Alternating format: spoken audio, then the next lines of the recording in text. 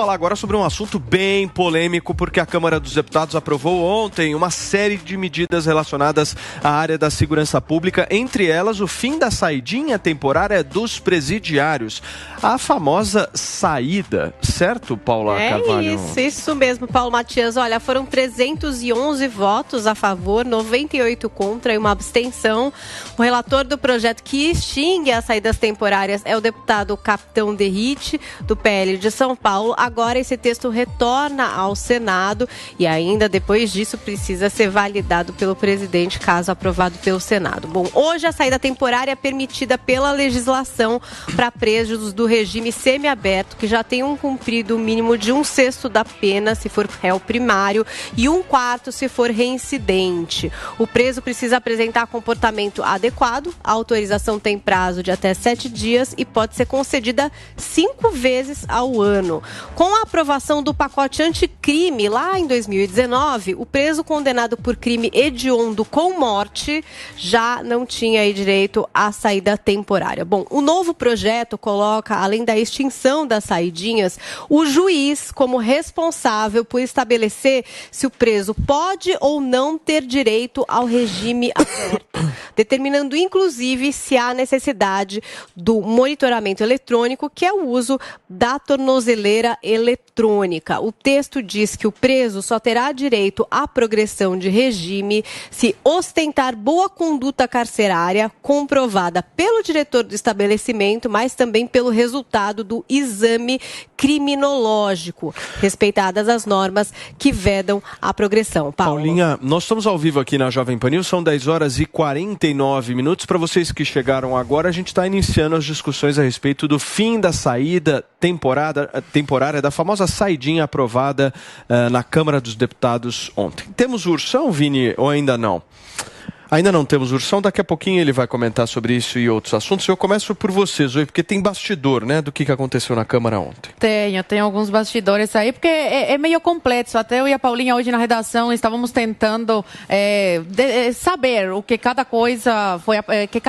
tem várias coisas que foram aprovadas dentro desse projeto. Tem 3 que são muito importantes, que a saidinha acabou de vez, essa era a nossa dúvida, se ia ter alguma brecha, alguma coisa. Não, acabou de vez. Então, combate ao crime mesmo. Acredito que seja um dos projetos mais importantes, aprovados, mais importantes no governo Bolsonaro. Muitos deputados ontem estavam emocionados falando: hoje, finalmente, vi que o meu voto faz a diferença em medidas como essas, em projetos de leis como esses, que vão ajudar, né, na segurança do cidadão de bem mesmo e vão combater de fato o crime. Então tem essa questão da saidinha, vai acabar. Tem a questão de que antigamente você conseguia aí a progressão de pena por bom comportamento. Agora vai ter também o comitê multidisciplinar, que vão passar aí por vários testes, esses criminosos, para ver o estado psicológico,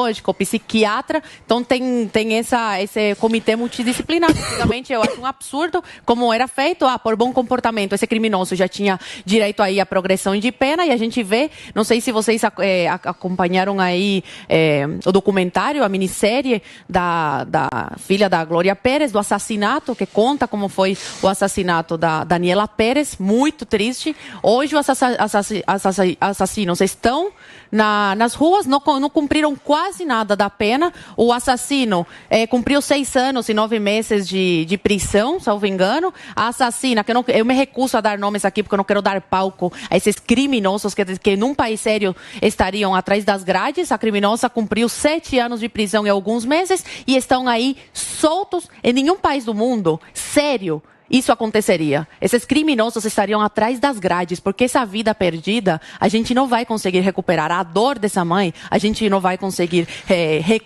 trazer a felicidade de volta para a vida dela. E tem a terceira questão, que é sobre a tornozeleira. Antigamente era só para quem estava em regime semiaberto que usava a tornozeleira. Agora vão ser em todos os regimes, menos em quem está cumprindo pena dentro da prisão, que aí não precisa. Mas para os outros, todos vão ter que usar a tornozeleira eletrônica. Temos o Ursão de volta, certo, Vini? Coloca ele no telão para mim. Agora sim, Paulinho, vamos organizar da seguinte maneira, já que a gente está falando aqui de saidinha temporária, foca o seu comentário nisso. Depois que a gente terminar essa discussão, eu te passo a palavra para falar do sapatênis, por favor. O sistema penal no Brasil todo é muito ruim, né, Paulo? Acho que os dois espectros da política concordam com isso. As prisões são muito ruins, elas não funcionam nem do ponto de vista correcional, nem do ponto de vista de você reconstruir a personalidade, a pessoa, o indivíduo como um todo, né? Quem melhor reabilita os presos no Brasil não são os presídios, são as igrejas evangélicas dentro dos presídios, elas que conseguem reabilitá-los melhor, porque o sistema em si, o sistema provido pelo Estado, ele é muito ruim. E também não funciona para punir, não funciona a parte correcional, a parte de punição também não funciona. Então você tem um sistema de progressão de pena absolutamente alucinado, essa questão das saidinhas, que graças a Deus a Câmara reverteu, vamos esperar que isso se transforme em lei, é muito ruim, é uma loucura, porque você imagina, né? Como é que um preso que foi retirado da sociedade justamente por representar um perigo, pode ter a oportunidade de dar uma saidinha e a gente acreditar que esse cara vai voltar, né? E muitos não voltam. Então, eu acho que todos os aspectos da política concordam que é muito ruim, porque também tem muita gente presa que não precisava estar presa. Aqui os Estados Unidos fizeram, o Donald Trump, por incrível que pareça, o Donald Trump comandou uma reforma penal aqui nos Estados Unidos no ano de 2019, se eu não me engano, foi 2019, sim, onde ele fez várias coisas que a esquerda defende no Brasil, inclusive muito interessante que numa live, acho que foi nessa semana, na semana passada, o ministro Barroso, com advogados ali, inclusive o Cacai, estava falando que ele é tão garantista que ele não, em todas as decisões dele, ele não coloca mais na cadeia pessoas presas por tráfico de drogas de pequenas quantidades, menos de 1 quilo, coisa do tipo. E ele explica, porque se essas pessoas são presas, o tráfico substitui no dia seguinte, você manda elas para a cadeia, elas acabam voltando muito pior. E a tese do Barroso, por incrível que pareça, está correta. Só que o que me chamou a atenção naquela live foi o seguinte, foi um ministro dizendo o seguinte, não interessa a lei, não interessa o processo legislativo brasileiro. Eu, juiz do Supremo Tribunal Federal, vou decidir o que eu acho, na minha visão política e ideológica, que é o que deve ser feito com os criminosos. Porque não é isso que diz a lei no Brasil. Ele fala, não vou, em outras palavras, o que ele está dizendo é o seguinte, não estou nem aí para o processo legislativo, não estou nem aí para a discussão que a sociedade brasileira tem que ter a respeito desse assunto, eu vou decidir porque eu acho certo. E aí, e a maior loucura, além disso, a segunda loucura que eu percebi nessa fala dele foi que, repara, o Supremo Tribunal Federal, um ministro do Supremo Tribunal Federal está julgando habeas corpus de traficante de pequena quantidade. Então você repara que isso é um sinal de que o sistema está quebrado como um todo. Boa ação quando vem o parlamento brasileiro, que é o lugar onde a sociedade precisa decidir e discutir o que fazer com seus criminosos, né? É o lugar onde você decide as leis, não é o Barroso que decide as leis, não é o ministro do STF que decide as leis, mas sim o parlamento brasileiro, e o parlamento brasileiro resolve, graças a Deus, tomar uma boa medida para diminuir a ineficiência desse sistema em um dos lados, que é essa questão das saidinhas. Tem muita coisa ainda para resolver, tem que passar isso. Primeiro, isso precisa virar lei. Segundo, tem muita reforma para ser feita no sistema penal brasileiro e não é possível que até os Estados Unidos, onde você tem uma divisão partidária ferrenha e ideológica ferrenha, tenham conseguido aprovar uma reforma penal e esse assunto sequer esteja de fato sendo colocado em discussão uma reforma penal mais ampla no sistema brasileiro. Muito bem. O Guga, eu dei uma olhada aqui nas críticas em relação a esse projeto, até para entender do ponto de vista de quem não concorda com isso, o que eles estão pensando. Segundo, inclusive, uma rede chamada Rede Justiça Criminal, que você deve conhecer, eles dizem o seguinte, a saída temporária é um importante instrumento para a manutenção de laços familiares, inserção e permanência no mercado de trabalho e acesso a outras oportunidades. Eles dizem que esse projeto de lei seria um projeto sensacionalista. Eu quero a tua avaliação, mas eu quero entender também como é que a gente reduz a impunidade no Brasil. Olha, você tem hoje no Brasil uma situação onde 40% dos presos foram presos por crimes relacionados ao tráfico de drogas. Tem outros, quase 40%, que é por crimes contra o patrimônio. Crimes contra a pessoa, mais ou menos 11%. Esses são os perigosos de fato, que eu acho que deveriam estar trancados numa jaula, presos. São os que representam uma situação de risco para a pessoa. Eu acho que esses de fato, eu acho que esses de fato, eu acho que a maioria, inclusive traficante, eu acho que não. Acho que a maioria absoluta não deveria estar presa, a não ser os que cometeram algum tipo de violência por conta do tráfico, que não seja apenas o ato de traficar. E a maioria, quando você vai preso de feminino, é maior ainda. A maioria absoluta está presa por tráfico de drogas. Muitos foram mulas. Eu acho que nesse cenário, sinceramente, a gente não tem que tratá-los como se fossem todas uma Suzana von Richthofen, que é o que usam. Por isso que dizem que é sensacional. Eles tentam pegar um caso que muitas vezes é excepcional, para tratar como o todo. Mas se a gente for ver o todo, muitos dali, eles têm direito a ressocializar. Inclusive, esse é o interesse da gente ter presídios. Numa sociedade democrática, numa sociedade que respeita os direitos humanos, a gente coloca as pessoas ali não para se vingar.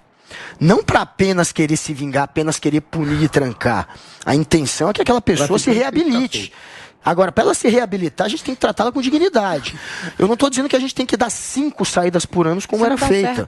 A gente pode discutir isso. A gente for ver a pessoa, um dos autores de projeto para diminuir, ele não queria acabar, ele queria diminuir para 1 o número de opções de você sair da saidinha, que é um deputado do PSD, ele diz o seguinte: ele acha que a maioria desses que são avaliados como aqueles que têm a possibilidade de fazer a saidinha não deveriam então estar presos, que acabe com a saidinha, mas que esses sejam soltos mesmo, que eles cumpram prisão domiciliar de algum jeito e que eles não fiquem na cadeia. A gente não pode entupir a cadeia de pessoas que ali realmente acabam sendo cooptadas para cometer crime. A gente sabe que a universidade do crime é a cadeia e que a gente tem que dar uma segunda chance para muitos que estão ali, não são todos que cometeram crimes hediondos. E desde 2019 houve essa mudança, onde quem comete crime hediondo, aí de fato, quem matou alguém não deve ter saidinha, não deve se ter esse tipo de perdão para alguém que realmente represente um perigo desse nível. Eu acho que tem um ponto importante na sociedade que é o sentido, é o seguinte: existe um sentimento no brasileiro de impunidade. Esse sentimento ele está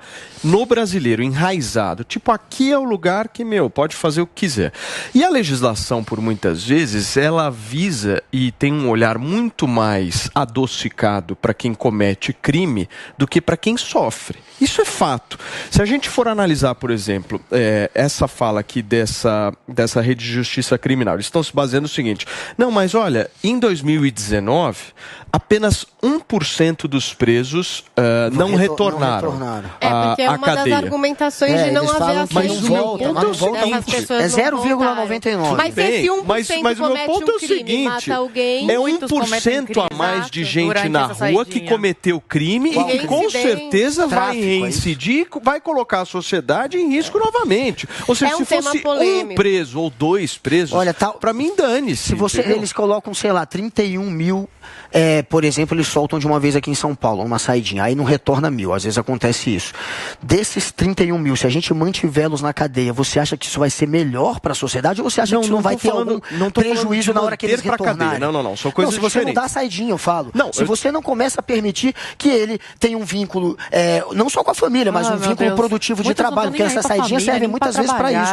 As saidinhas servem muitas vezes para isso. Ele começar a criar um vínculo, inclusive, empregativo. Perfeitamente. Se você não começa a permitir isso, acha que não é pior depois que soltar? Vínculos podem ser, na minha avaliação, minha humilde opinião, tá? Enquanto a gente não mostrar que no Brasil, para quem cometer crime, o negócio aqui pega... Tem punição, entendeu? Eu acho que isso daqui não é o país que mais mata. Você foi condenado. Não é mata. As pessoas são presas sem... Aqui você tem regime de progressão, aqui você tem saidinha, aqui você tem isso, aqui você tem aquilo. Olha, tem dos dois lados. O cara fala o seguinte: eu vou cometer o crime, tem coisas frouxas, tem coisas... O crime compensa no Brasil. O crime compensa. Cumprimento integral da pena. Se começar isso a valer mesmo, você é acusado e é punido, enfim, a lei coloca 20 anos de prisão para você, assassinato, e você cumpre os 20 anos de prisão, na hora que você sair, eu acho bem difícil você cometer outro assassinato. Depois de 20 anos, sem saidinha, sem progressão de pena, nada. Você cumpriu os 20 anos ao qual você foi condenado. Olha, você acha que não vai dar ninguém resultado? Vai discutir, mas ao invés de ficar passando a gente tem mais de 30% de pessoas que estão presas sem julgamento. Eles ficam 2, 3 anos sem julgamento presas. Muitos podem ser, inclusive, inocentes. A gente não pode achar também que o Brasil é tão benevolente assim. A polícia que mais mata é a do Brasil. Você acha que bandido no Brasil acha mesmo que 1% de quem estava preso tem o direito de sair, fugir, colocar em risco a sociedade, tem que mudar a legislação. Não, essa é a questão. A maioria desses que estão saindo são esses que cometeram... Se fosse 0,5, 0,1, 0,2, que não são hediondos e que ficaram solto, tempo beneficiado pela legislação, está prejudicando a sociedade. Eu concordo com você, mas tem que sempre lembrar que como vale hoje é só para quem já está no semiaberto, tá? Não só para as pessoas não perderem de perspectiva. Sim. São pessoas que já estão num regime semiaberto que podem ter direito a essas saidinhas, que eu também acho que são muitas, eu também acho que se 1% que não retorna comete um crime é muito grave. E é tão polêmico esse tema que você estava falando um pouco de bastidores, Paulo, pelo que eu li para trazer aqui a notícia para vocês, claramente é uma pauta de direita, é um deputado bolsonarista e essa pauta é muito cara da segurança pública, não só por bolsonaristas, mas por toda a população. Então, mesmo outros deputados que estão ali à esquerda, ficam ali mexidos com esse tema, porque não é um tema fácil, né? Apesar de você ter essa contra-argumentação de que é só 1% que não retorna, de que isso é importante para manter laços familiares, é o que o Paulo está dizendo aqui. Esse 1%, se não retorna, se reincide um crime, né? Se mata uma pessoa que seja, você se sente inseguro e sente que aquelas pessoas que estão presas, de fato, não estão ali. Mas supostamente esses nunca mataram. Se eles matarem, eles não... Paulinho, deixa eu te ouvir só mais um pouco a respeito desse tema. A gente já parte lá para o Rodrigo Garcia. Vamos lá. Que falta uma análise importante a respeito dessas questões, que é que a cadeia, a punição, ela serve também para você inibir crimes. A pessoa, sabendo que ela terá uma punição mais dura, ela pensa duas vezes que o crime não compensa. E o problema é que, atualmente no Brasil, o crime compensa. Pequenos furtos no Brasil já não são punidos com cadeia há muito tempo. Eu passei por uma situação onde eu tive vários bens furtados numa casa de campo. Você vai na delegacia e o próprio delegado fala, cara, isso não dá em nada. Ou seja, o sujeito pode entrar na sua casa, roubar o seu patrimônio que você construiu com o suor do seu trabalho, levar embora e fica tudo certo para ele. Não dá nada. Aqui nos Estados Unidos, nós tivemos um exemplo muito ilustrativo, porque a Califórnia estabeleceu que crimes com menos de furtos no valor de menos de $900 não seriam mais punidos. E aí o que aconteceu? Uma onda sem precedente na história americana de furtos na Califórnia, que obrigou várias redes tradicionais como Walgreens, CVS, redes grandes, a fecharem os seus estabelecimentos. Postos de gasolina, vários estabelecimentos tiveram que ter um custo extra de botar um segurança armado na porta. Isso é porque, quando você começa a não inibir o crime se prolifera. E repara, a gente já não pune mais pequenos furtos no Brasil, igual na Califórnia. Aí agora a gente vai para o tráfico de drogas. O Guga falou que traficante... Eu fiquei abismado, porque ele falou assim... Eu queria até dar a oportunidade dele corrigir isso, porque ele falou assim, traficante não tem que ser preso. Eu falei assim, mas que loucura! Não é possível que esse cara não tenha tido nenhum contato com o tráfico de drogas para saber que o tráfico é absolutamente violento, que o tráfico comanda a comunidade com um terror absoluto. E a maioria dos traficantes, quando são pegos por tráfico de drogas, porque vários dos outros crimes não são sequer investigados. Então você pega uma indústria, que é uma indústria que é a indústria que mais causa violência no Brasil, e diz que esses caras... causar violência tem que ser preso. Diz que esses caras não podem ser presos. Meu Deus do céu! É por tráfico. Você acha que elas cometeram assassinato? Deixa eu só terminar. Eu juro que eu quero te ouvir. Porque eu acho que quanto mais você fala, mais se complica. Mas deixa eu só terminar. O sujeito pega o seguinte... Além disso, você não vai punir mais traficantes. Eu até acho que tem uma lógica em você dizer que um pequeno traficante, você mandar ele com uma pena longa para dentro de um presídio, isso é razoável, dá para discutir isso. Você pegar um pequeno traficante e não mandar ele para dentro de um presídio, talvez seja uma boa estratégia. Talvez a sociedade encontre penas que tornem o tráfico não valendo a pena para ele, mas ainda assim você não mande ele para uma universidade do crime que acaba sendo a cadeia. Ok, dá para discutir esse tipo de coisa. Agora, você dizer que tráfico de modo nenhum não vai ser punido, o que é isso? Generalizando. Não dá, velho. O cara fica tentando generalizar. Depois ele concorda comigo. Nossa discussão a respeito das saidinhas temporárias, certo, Guga Noblar? E o Paulo Figueiredo havia te feito algumas perguntas, eu quero que você possa responder. O Paulo acabou de explicar. É legal que o Paulo falou que ia discordar, acabou concordando, ele disse exatamente o que eu estou dizendo. É óbvio que o traficante que comete crimes violentos tem que ficar preso, isso é indiscutível. Agora, a maioria dos que cometem o tráfico, que estão presos por tráfico, não cometeram crimes violentos. É o pequeno traficante, é a mula. Tanto que no presídio feminino é maior ainda a taxa de mulheres presas por tráfico, em situações onde elas foram muitas vezes usadas. E é claro que a gente não tem que deixar essas pessoas na mão da universidade do crime. Que bom que o Paulo acabou, na verdade, concordando e explicando ainda melhor o que eu estava tentando dizer. Que é óbvio que o traficante... Que você defendia que o traficante que dá solto. Eu falei que as pessoas que cometem... 11% cometem crimes violentos. Desses 11% que cometem crimes violentos, vários são traficantes. É óbvio que tem traficante que comete crime violento, é óbvio que tem traficante que tem quadrilhas organizadas que ameaçam toda uma comunidade, que tem que ser combatidos e tem que ficar presos. É óbvio que esses têm que estar na cadeia. Eu estou dizendo de uma maneira geral. A maioria, de fato, tem muitos, como explicou o Paulo, que estão na mão depois da Universidade do Crime e que podem cumprir outros times de pena.